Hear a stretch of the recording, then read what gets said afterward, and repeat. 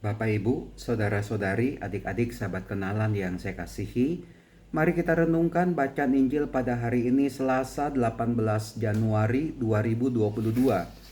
Bacaan Injil diambil dari Markus bab 2 ayat 23 sampai dengan 28. Membaca bacaan Injil pada hari ini saya tidak mau membacanya bahwa Tuhan Yesus itu tidak punya respek terhadap peraturan.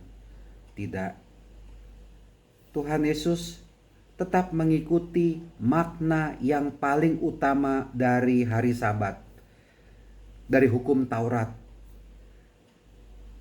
Hukum Taurat bagi Tuhan Yesus bukan sekedar tidak boleh bekerja, tidak boleh melakukan sesuatu, tidak boleh menyembuhkan orang, tidak boleh menyelamatkan orang. Tuhan Yesus tidak membacanya seperti itu. Peraturan-peraturan itu menurut saya tetap diakui dan Gereja Katolik juga ada peraturan-peraturannya. Dalam setiap agama juga ada peraturan-peraturan.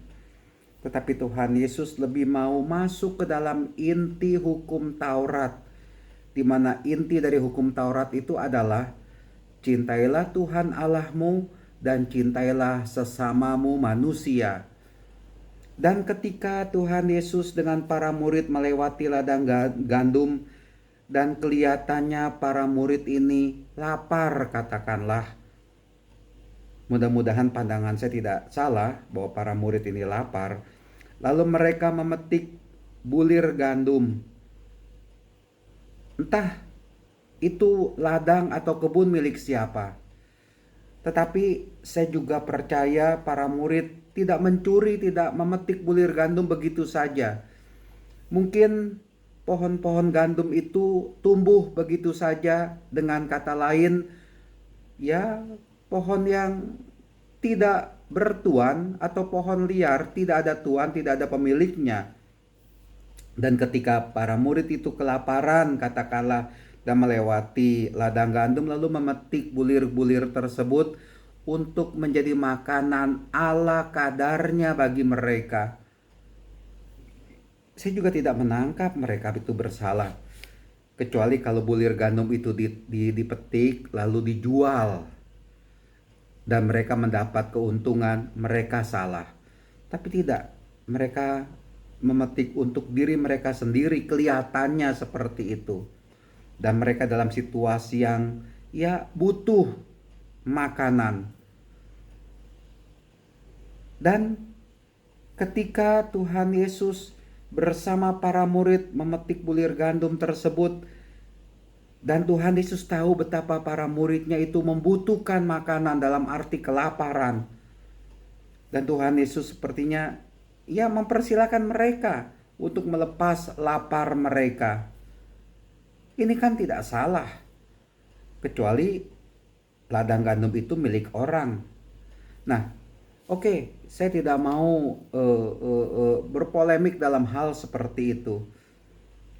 Tapi ini ketika ada manusia yang kelaparan, Tuhan Yesus tidak diam saja, tidak mengatakan kamu tidak boleh terus jalan.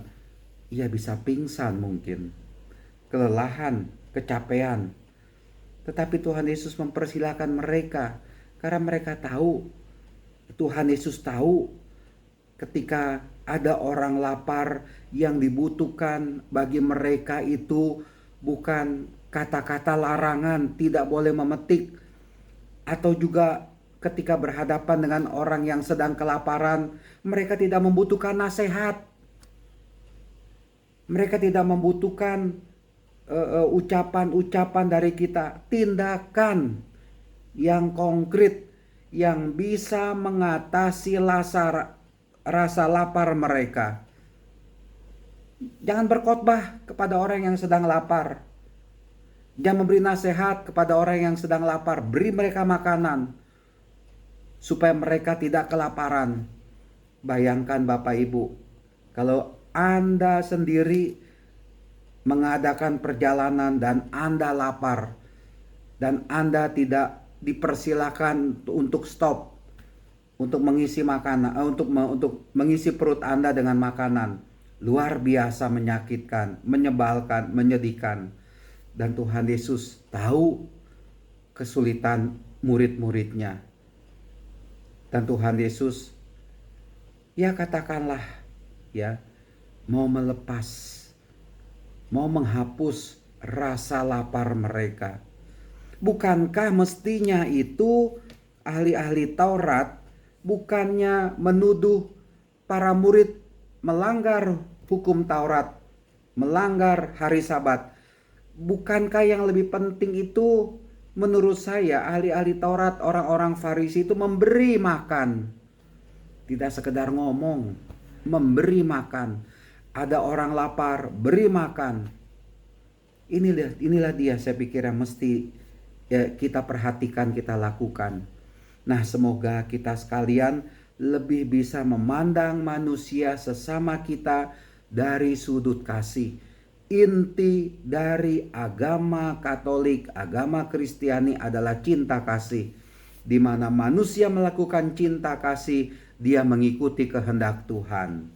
Tuhan memberkati kita semua. Amin.